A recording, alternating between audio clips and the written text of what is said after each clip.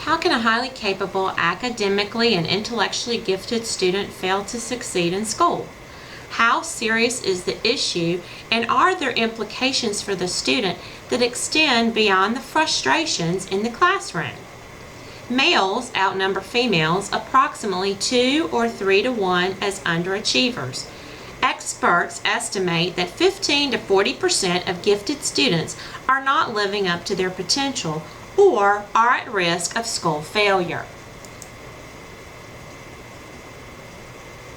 Speculative causes have been associated with various issues in the transition from elementary school to middle school. Students may find the middle school curriculum boring, or it may present a challenge for a student who has failed to develop good study habits that incorporate self-regulatory skills. Quite simply, a student may just lack the effort and perseverance required for academic success. Assisting students develop their individual talents is the goal of gifted education. But a gifted education plan is not an individual education plan. Service delivery focuses on differentiation that happens in the classroom. AIG teachers participate in co-teaching, pull-out and push-in activities, and provide support and resources for the regular teacher with limited one-on-one instruction of identified students. A big question exists: underachievement or selective achievement? Underachievement is defined as a discrepancy between ability and expected performance. Selective achievement occurs when a student feels a need to be in control or prefers a challenge with complexity and choice. The answer to both situations is an individual approach, a student-centered solution. So how can you motivate these students? Step 1 is for teachers and parents to verify the seriousness of the problem. Step 2 is to establish a team focused on defining problem behaviors that are both observable and measurable. In step 3, the collection of information about specific behavior occurs.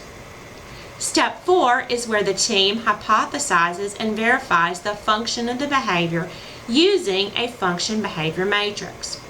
Once these steps have been completed, it's time to develop an intervention plan.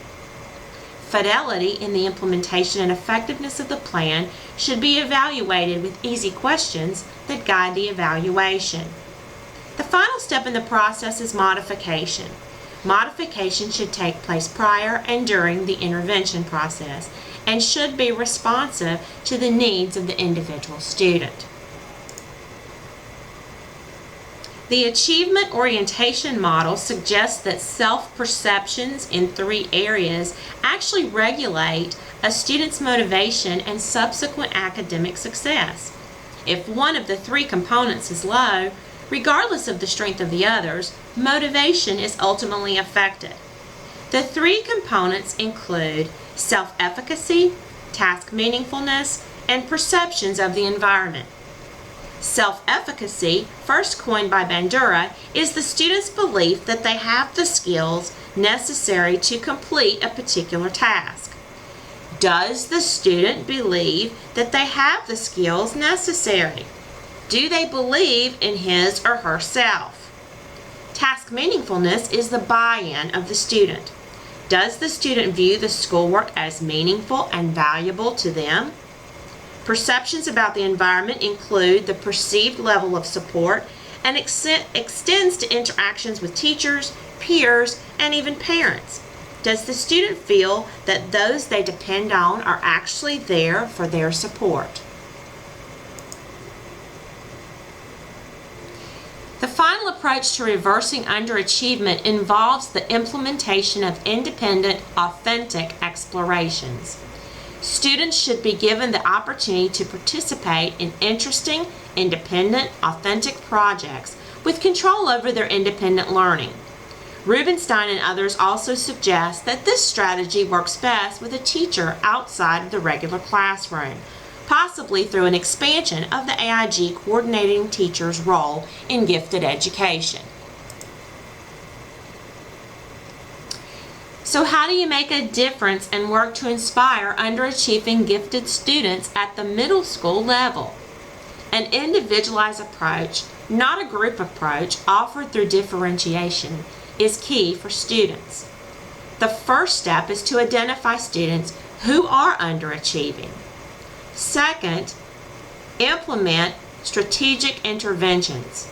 If strategies and interventions are not working, try something else.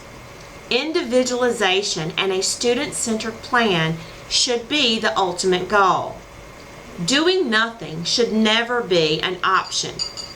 Teachers have a responsibility to the best and the brightest to seek out and implement strategies that help them to become successful. Underachievement of gifted students in middle school is a call to action as educators seek to make students career and college ready.